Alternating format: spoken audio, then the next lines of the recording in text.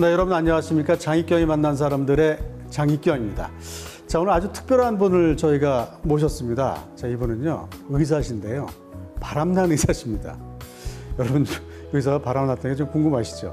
여러분들이 상상하신 그런 것이 아니고 의사인데 창업을 하셨어요. 그리고 그것도 영국, 중국에서 또 창업을 하셨어요. 그리고 한국에 오셨습니다. 그래서 이 의사라는 직업의 패러다임을 바꾼 신세대 의사 기업인이라고도 할 수 있습니다.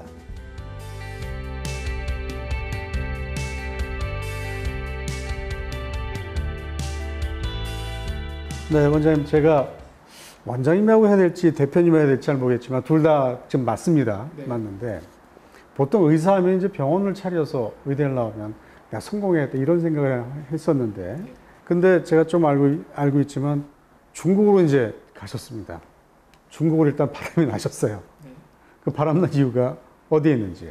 일반적으로 의사라고 하면 단순하게 환자를 치료한다라고 생각하는데 제가 의과대학을 다니거나 하고 많이 느꼈던 건 뭐냐면 헬스케어 시장이라는 거는 너무나 크고 그 중심에 있어서 의사들이 중심을 잡고 스타트업이나 혹은 회사를 세우거나 투자를 하면 어떨까라는 생각을 했고요.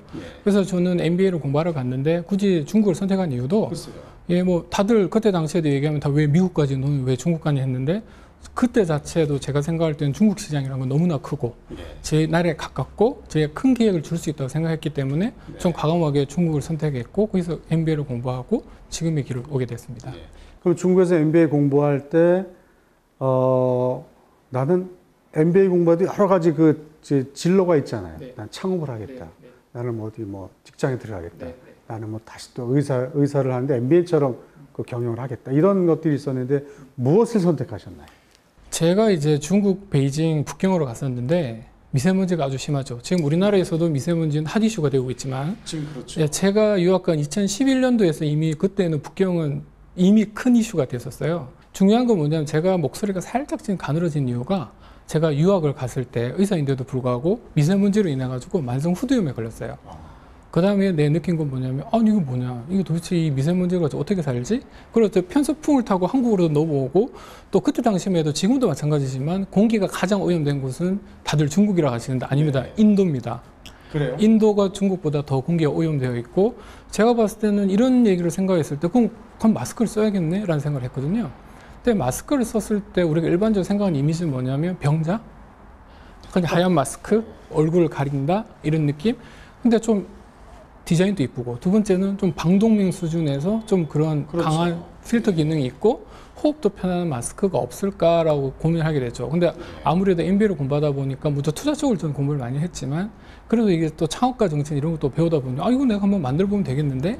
라는 생각을 했는데 그 주위 의사 친구들한테 전화해서도 물어보고 했더니 다들 한 말이 그냥 환자나 보라고.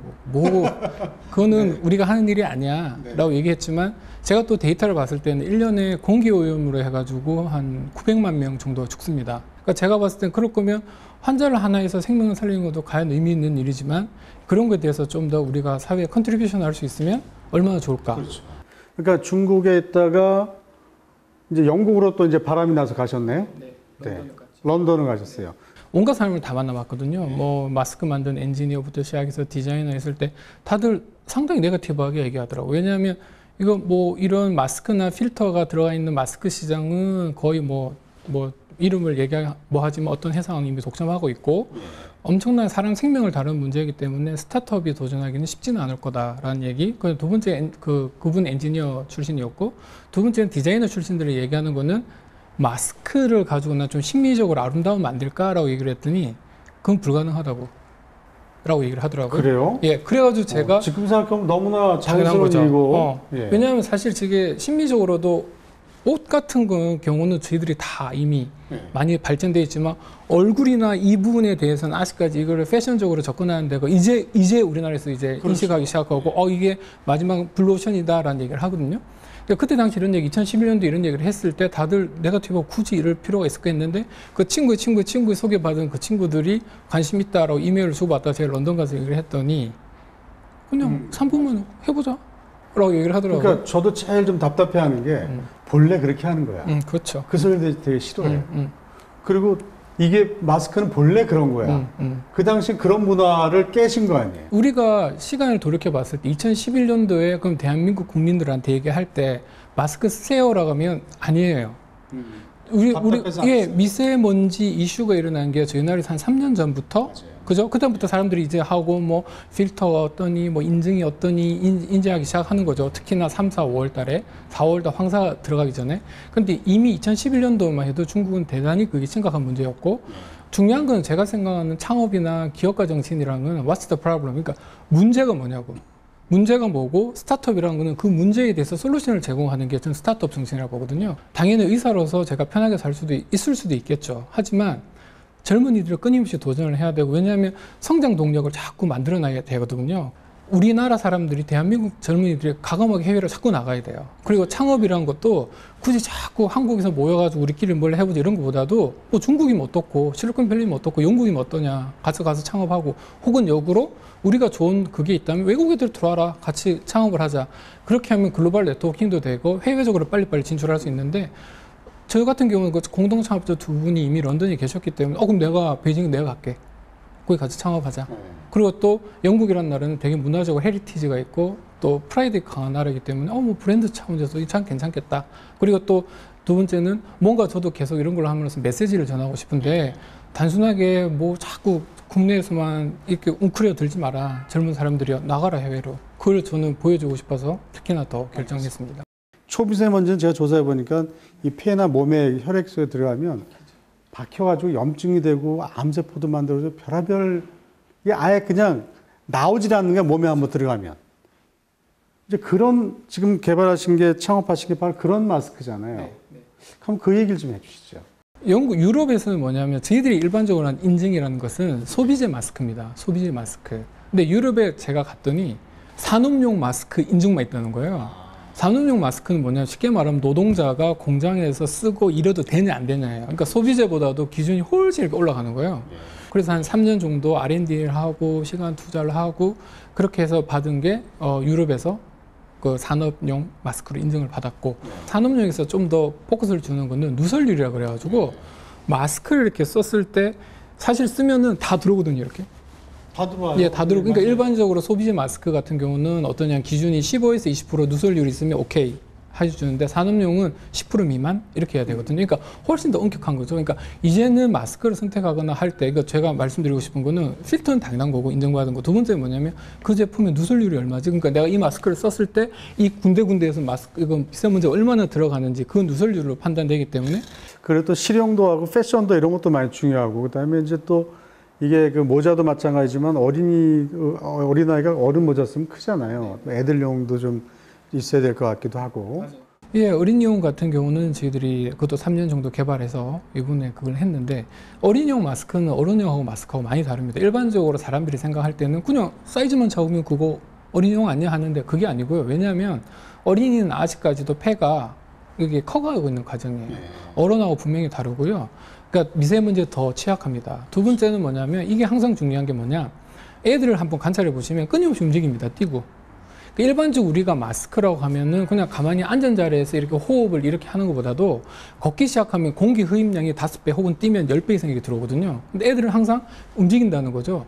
바꿔서 얘기하면은 호흡량이 많다는 거죠. 그럼 미세먼지 더 많이 들어온다는 얘기예요. 그렇죠. 그러니까 단순하게 어른 기준을 맞춰서 어린이용 하는 건 아니고, 그러니까 그게 생리학적으로나 그런 거에 대해서 더 판단하고 해야 되기 때문에 저희 같은 경우는 그런 거에 대해서 필터 같은 경우를 뭐 절곡형으로 만든다, 막 그래서 뭐 미세먼지 그 수율을 그 제거해 준 걸 더 높여준다, 혹은 뭐 애들이 활동을 많이 하다 보니까 쓰기 더 편해야 되는데 왜냐면 애들은 또 생태학적으로 보면 귀찮아요. 맞아요. 부모님들이 한번 보세요. 아침마다 전쟁이거든요. 학교에서는 마스크 세워서 보내세요라고 얘기하는데 애들은 안 쓰려고 그래요. 그럼 엄마는 또 실랑이 하죠. 그러면 쓰기가 편해야 되고 또 애들이 봤을 때 이거 이쁘네 라는 느낌도 들어야 되고 어떻게 보면 그런 것 자체가 참 쉽지 않은 과정이긴 하지만 저희 같은 경우도 어른용 마스크에 비해서 어린이용 마스크는 더 많이 힘들었고 솔직히 말해서 그리고 또 애들을 계속 관찰했어야 됐고 거기에 맞게 또 솔루션을 제공해서 또 만들고 이렇게 됐죠. 요거는 뭐 그렇게 연구가 안 될 수도 있는 질문인데 마스크를 쓰고 대화를 하잖아요. 대화가 잘 안 들려요. 그 대화의 소리도 좀 잘 들릴 수 있는 마스크가 개발이 되면 좋겠다라는 생각은 제가 하고 살았어요. 얘기할 때 이렇게 답답하니까 없고 아, 내 말 못 알아들었어? 이거야. 그리고 딱 다시 쓰면 또 이게 잘 안 됩니다. 그러니까 저희 제품 같은 경우는 또 어떤 기능이 있냐면 뭐 말 이런 기능은 없는데 첫 번째는 뭐냐면 안경 기미 서리는 거. 결국은 뭐냐면 호흡을 내쉬다 보면 거기서 누설보다 이산화탄소 열기감이 배출이 안 되기 때문에 이렇게 위로 올라오는 거거든요. 그래서 저희는 뭐 인서트라는 걸 만들어서 그냥 그 밑으로 다 빼버리고, 두 번째는 또 시장적인 마케팅이 아니라 조사를 해보면 여자분들이 마스크를 왜 안 쓰세요 하면 가장 큰 게 화장품이 묻어요 라는 얘기를 참 많이 하십니다. 그러니까 저희 같은 경우 원단 같은 걸 바꿔서 화장품도 최소한 안 묻게 하는 거. 사실 물론 제품은 매해 자꾸 업그레이드해서 나오겠지만 결국은 뭐냐면 단순하게 미세먼지 필터, 뭐 심미적인 거, 금방 말한 뭐 화장품이 묻니 안 묻니, 가스가 차니 안 차니, 그런 거를 하나하나 해결해 나가고 새로운 제품을 만드는 게 어떻게 보면 저는 창업가 정신이라 생각하고 스타트업 정신이라 생각합니다. 요즘에는 필터 교환형 마스크들이 많이 나왔어요. 그렇죠.